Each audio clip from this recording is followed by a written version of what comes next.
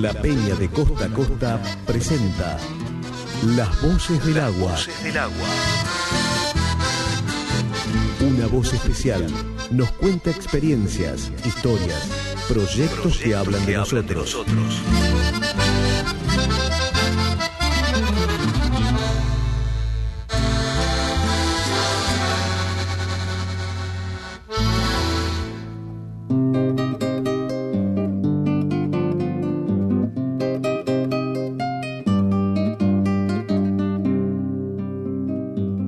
Hay un lugar que hace tiempo muy lejos se me quedó, de las manos y los ojos pagos de Tacuarembó.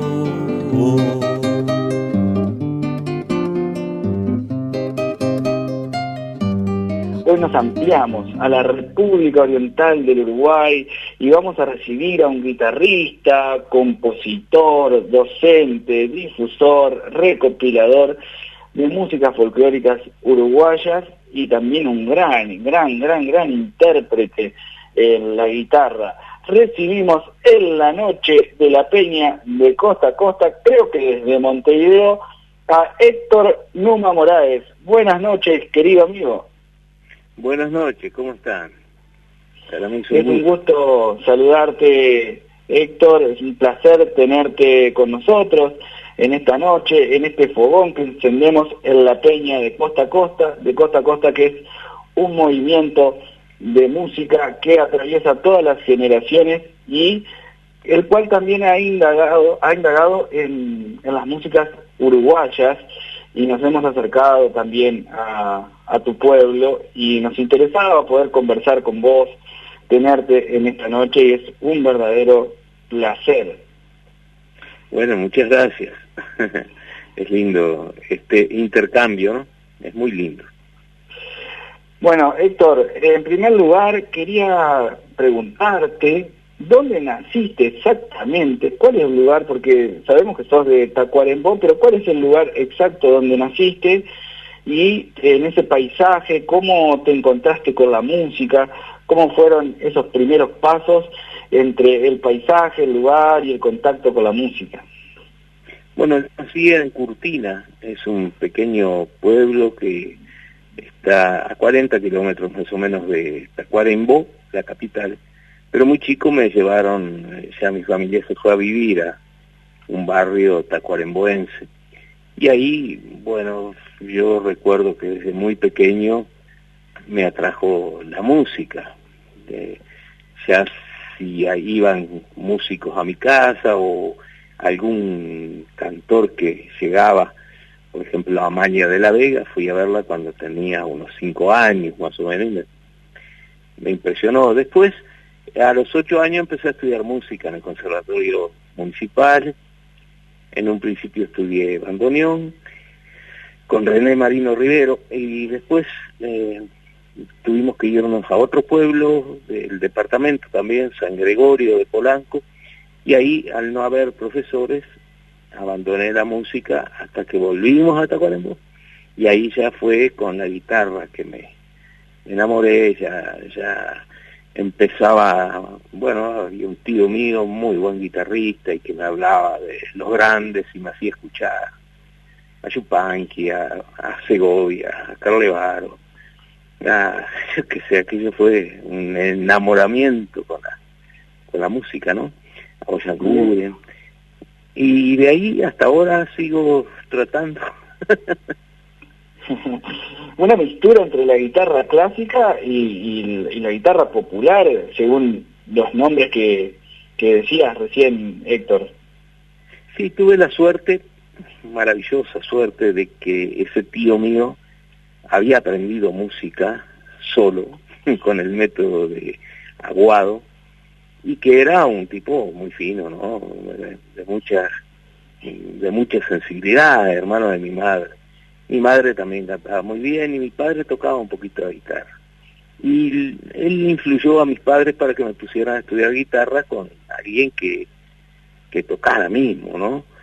Y justamente había un muchacho un poquito mayor que yo, Domingo Alvarenga, que venía a estudiar a Montevideo.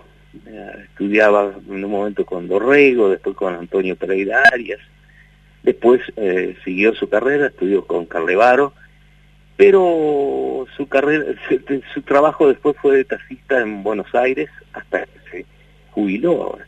Pero un gran tipo, y él no tenía esquemas. O sea, yo estudiaba lo que tenía que estudiar de música clásica, me encantaba leer la música, me encantaba ese juego, para mí era un juego, ¿no? Desentrañar las partituras, pero al mismo tiempo cantaba ya cantaba canciones de Alan Gómez, de Osiris, de Daniel Biglietti. En el momento que vi a Daniel Biglietti actuar en Tacuarembó, todo cambió para mí.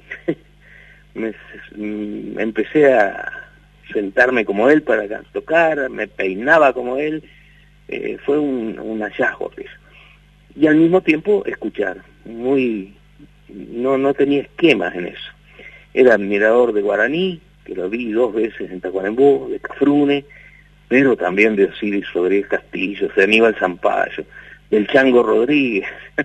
Es decir, vi a los fronterizos acá en Montevideo en un momento. Bueno, lo vi cantar ahí por el 65, en el Sodre acá. Unas tías me llevaron. Y bueno, sin esquemas, seguí estudiando. Después conocí a Washington Benavides y eso cambió también mi vida, porque ahí tuve un maestro hasta último momento, hasta que con sus 88 años se nos fue, pero incluso grabamos un disco antes, en el 87. Es decir, Washington Benavides era un poeta de los más importantes del país, seguramente el más importante, que en el 65 ganó el Premio Nacional de Poesía, era profesor del liceo, y yo traté de vincularme a él. Y bueno, fue un hallazgo para mí, y para él un tipo raro, porque un gurí de 15 años que tratara de cantar canciones propias, o hacerle música poema, me llamó la atención. Y ahí empezamos a trabajar hasta último momento. Hay un lugar que hace tiempo muy lejos se me quedó, de las manos y los ojos vagos de Tacuarembó.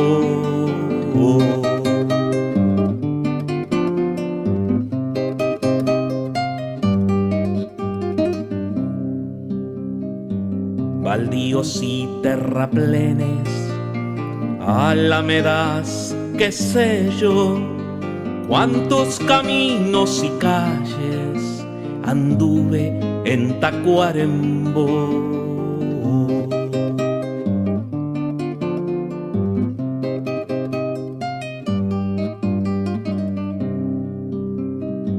No me duele la nostalgia, no se me enreda la voz cuando apelo a la memoria, vagos de Tacuarembó.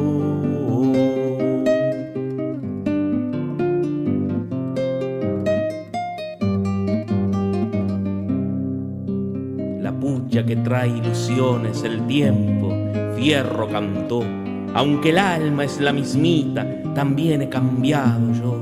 Amores, vente en el aire, pura sombra, poca flor.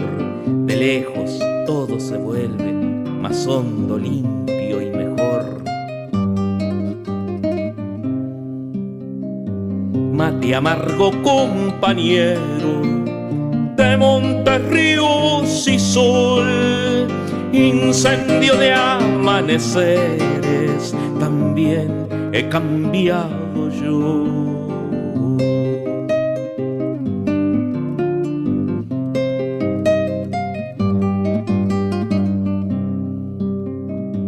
No me duele la nostalgia, no se me enreda la voz cuando apelo a la memoria, vagos de Tacuarembó.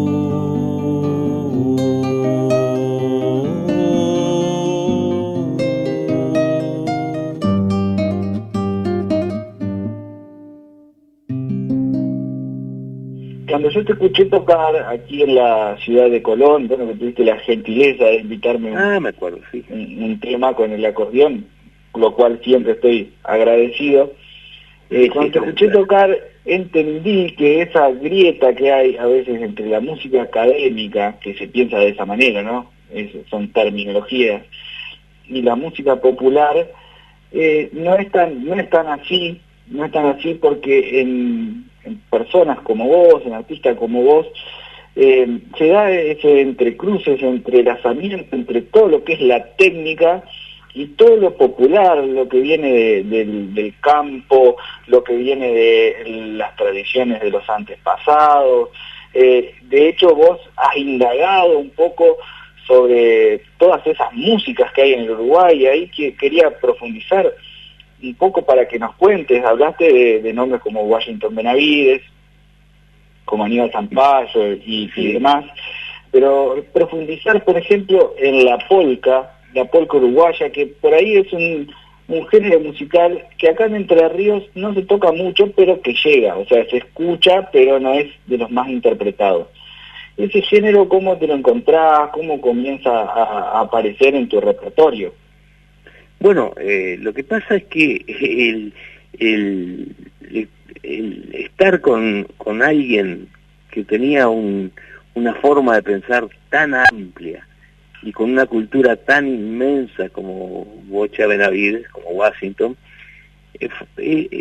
tendría que haber un tipo así en cada lugar para que la gurizada, los muchachos se junten. En torno a él estábamos Eduardo Larbanois, Eduardo Darnuyans, Eduardo Lagos, bueno, y podría seguir nombrando gente que él nos fue pescando, pero yo en su casa, no es que cantara o que pudiéramos hacer canciones con sus textos. Él nos acercaba la música clásica, sí, pues ahí escuché discos de Segovia, escuché música antigua, escuché mucho rock, música beat, se decía en aquel momento, pero los buenos, ¿no? Bob Dylan, Simon & Garfunkel, todo eso. Pero también escuché el primer disco de Larralde, y los discos de los Olimareños, y de Daniel Biglietti. Y una cosa que fue importante fue el acercamiento a la música riograndense, que por lógica nos llegaba mucho. Nos llegaba Teixeiriña continuamente en la radio, pero él tenía contacto con los buenos folcloristas de Río Grande, Paillao Cortes, por ejemplo. Y tenía el primer disco de Paillao, y de ahí sacamos como 3 o 4 canciones que él traducía, y eran muy amigos con Paillao, y entonces yo grabé en aquel momento, en el primer disco que grabé en el 68, ya había un shotis de Paillao Cortés, recopilado por él. Había otra melodía que cantaba el padre de Washington Benavides, que había tocado muy bien la guitarra y era folclorista.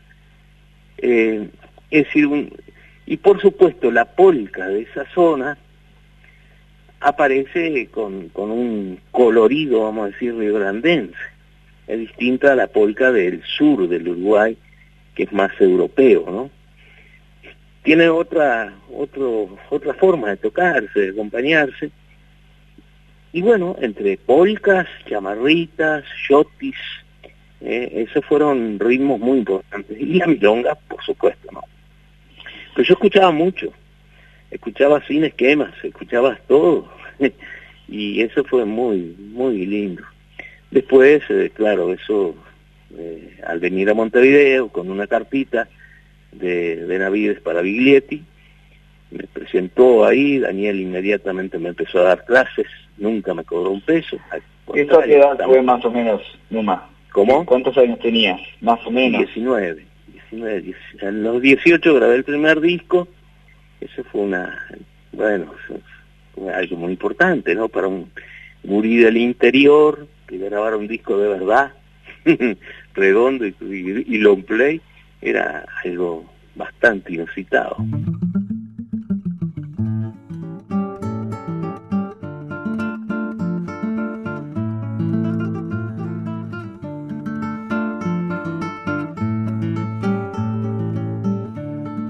Flor del Bañado llaman a esta polca en Curtina, y el nombre está bien puesto por hermosa y arisca.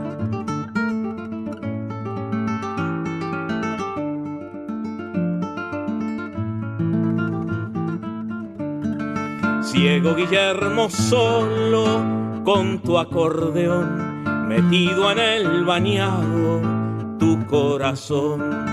Caraguatas y espinos, todos cerrándose, pero a veces un mirlo o tu acordeón tal vez.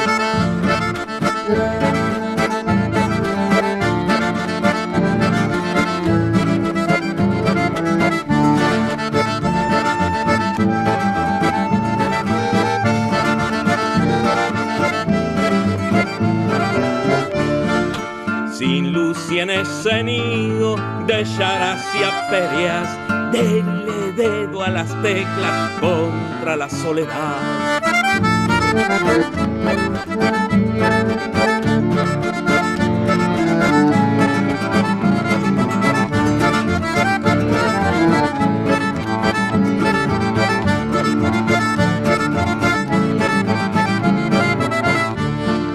Por toda compañía el acordeón, donde andarán si es que hubo el amigo, el amor. Ciego Guillermo solo, una polca sin par, te hechizó acordeonista y en ella vivirás. Mientras una de doble hilera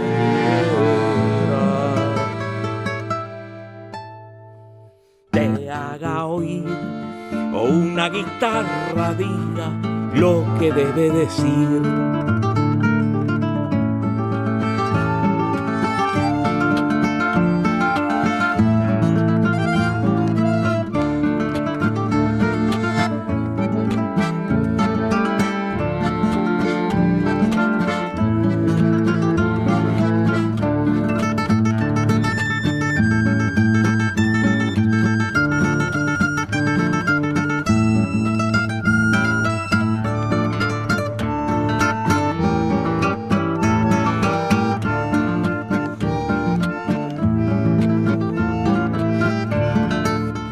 Del Bañado llaman a esta polca en Curtina, y el nombre está bien puesto por hermosa y arisca.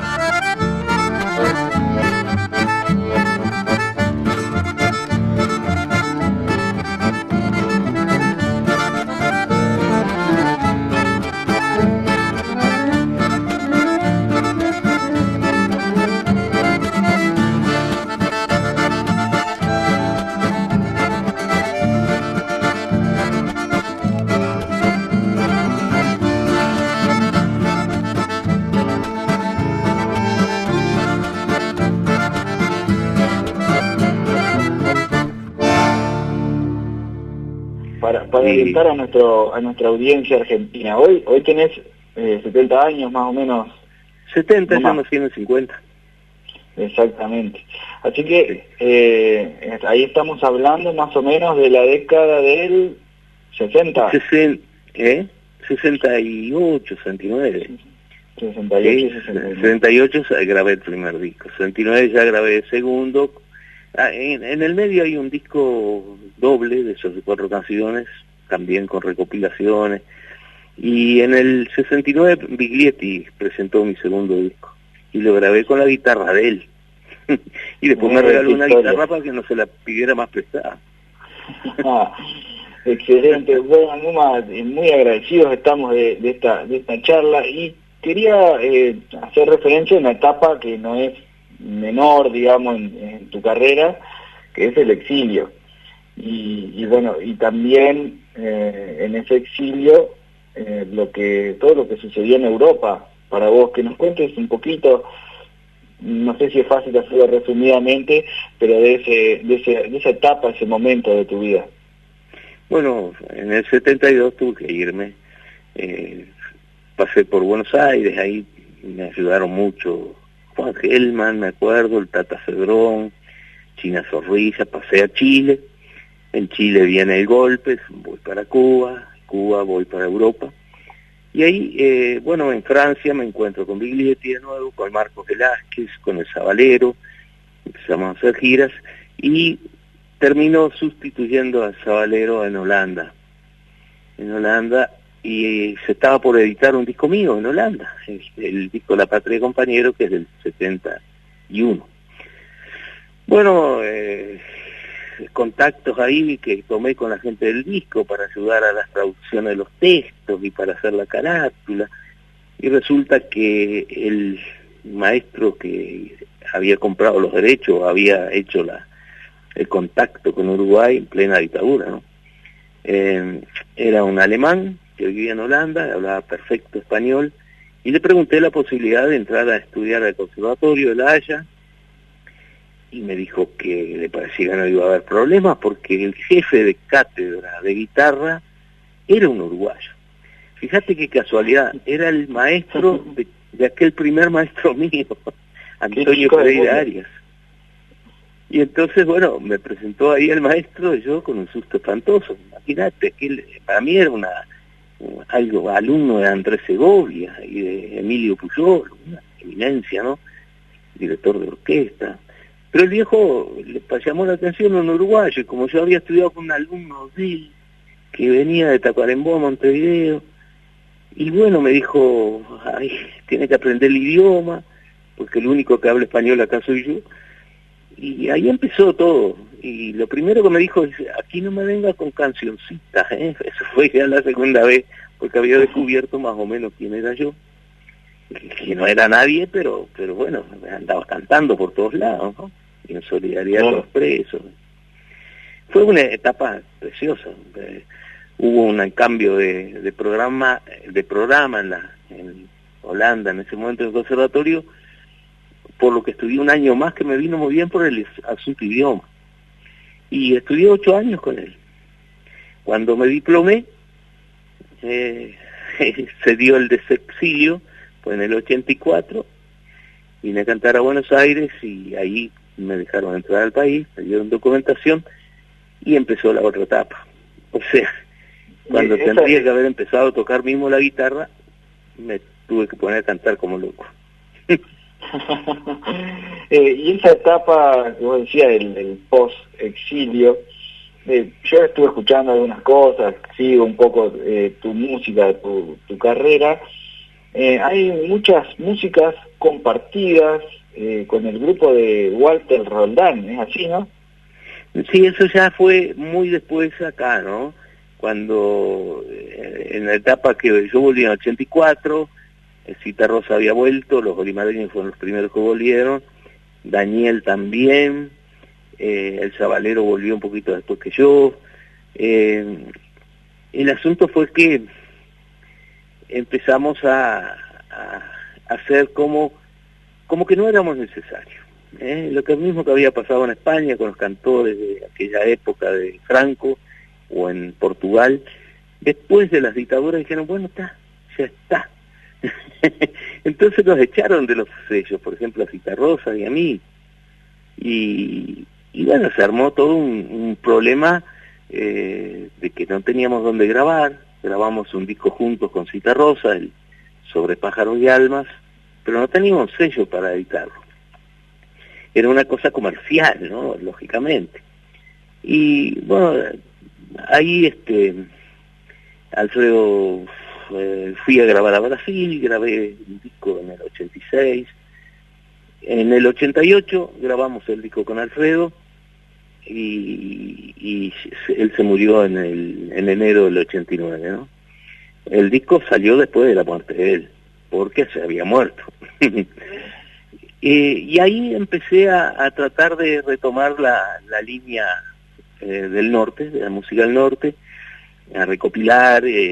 Con Benavides tenía mucho material, escribía, y bueno, empecé a trabajar con Abayúa Rodríguez, un bandoneonista impresionante, alumno de aquel profesor mío, y hicimos un disco de punta y hacha en el 90, y después tuve un grupo más eléctrico, con batería, con teclado y con todo eso, y mucho después ya empecé a tocar con Walter Roldán.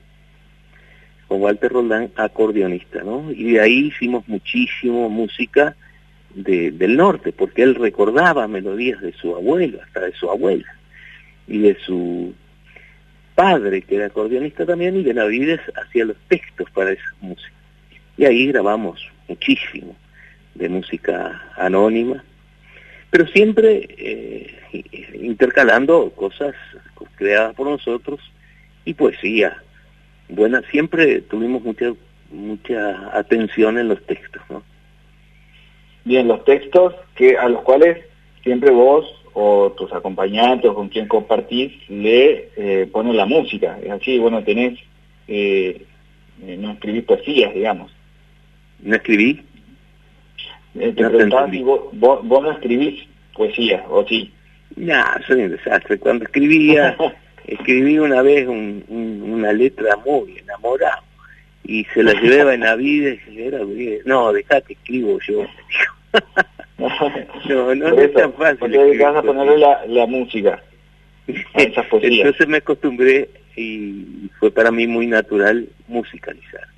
Me acuerdo que Daniel me prestó libros de poesía peruana, puse música, poemas peruanos, cantábamos poemas en Tacuarembó de José Pedroni, el poeta argentino,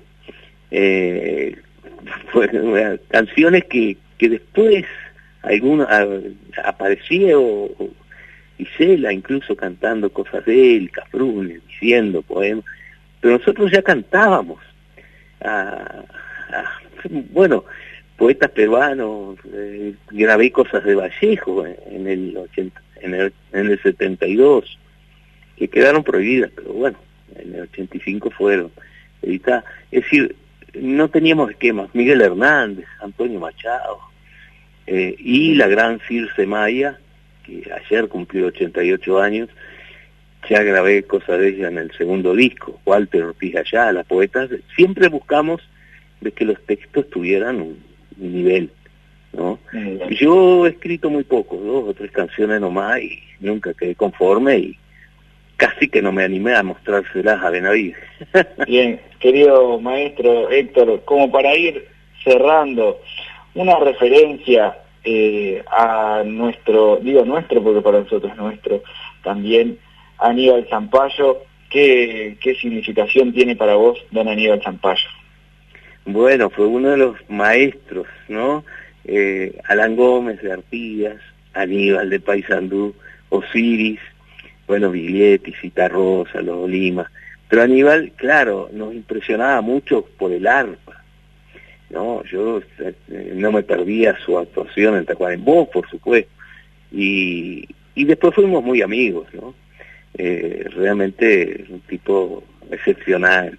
Ayer estaba mirando y mandé una foto que tengo con él en La Habana. Realmente un melodista increíble. Las melodías de Zampayo son hermosísimas y los textos también. Fue muy importante, junto con... Además, lo típico de este pequeño país, es la variedad. Son tan distintos Aníbal con Azulita Rosa, Biglietti, Osiris, los Olimareños, son el dúo Tacuruce. Digo, hay una gran variedad que se da raramente porque es un pequeño territorio, pero es tan distinto Aníbal a Osiris, por ejemplo, ¿no? Claro. Aníbal, la música de él y la de Osiris son muy distintas. Biglietti viene de la guitarra clásica, de una cultura inmensa, pero adaptando después el folclore a nunca dejó la técnica ni la buena guitarra. Él estudió con Carlevaro. Bien, Lema, ya porque tenemos que ir al informativo en un ratito nada más, ¿qué viene en tu horizonte? ¿Qué proyectos hay ahí en la mira? Y ahora hay cuarentena, hermano. En cuarentena. El horizonte es medio raro. Yo tengo mucho trabajo, de clase en la escuela de danza y tengo un programa de radio, y eso lo hacemos por internet. Pero en cuanto a actuaciones y eso, no hay nada. Y a mí no me gusta mucho hacer cosas cantando, o sea, sobre todo tocar la guitarra por internet suena un poco raro, ¿no? Pero no, estamos esperando a ver qué va a pasar. A ver qué pasa. Bueno, aquí también, te cuento que transmitimos desde mi casa en barrio María Auxiliadora con la complicidad de Radio LT11 que transmite desde estudios centrales en el centro de la ciudad. Así que bueno, desde aquí estamos haciendo el programa. Bueno, querido Héctor, muchísimas gracias. Numa Moraes, te agradezco mucho esta comunicación y la verdad que te admiramos mucho y sos un verdadero referente para nosotros, tu carrera es impresionante. Muchas gracias, hermanito, y un gran abrazo a toda la audiencia. Muchas gracias. Hasta pronto.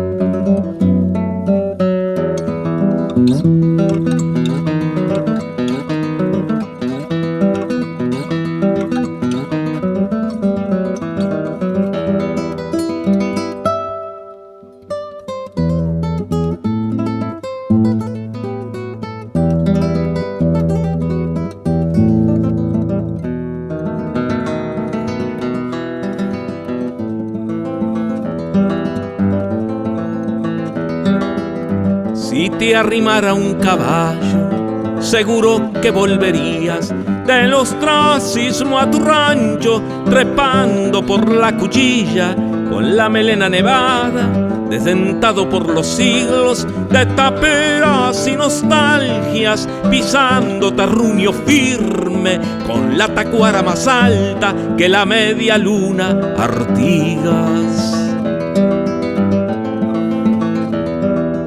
Sueños de Curuguatí sobre la tierra perdida, anudados en tu brazo huesudo, le cavarías la fosa al historiador mentiroso, legalista, que dijo que nunca fuiste libertario ni podía hacer justicia a tu mano con puñales o gatillos.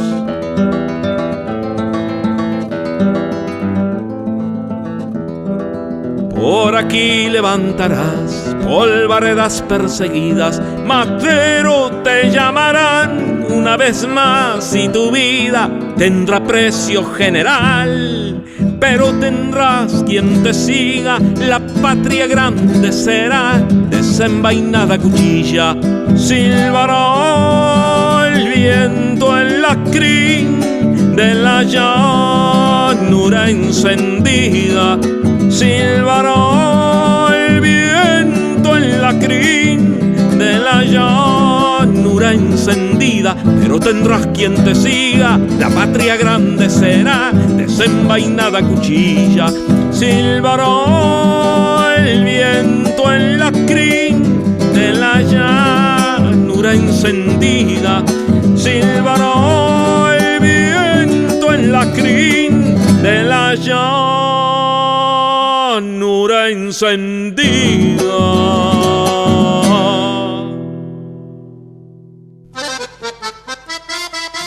La Peña de Costa a Costa presenta Las Voces del Agua. Una voz especial nos cuenta experiencias, historias, proyectos que hablan de nosotros.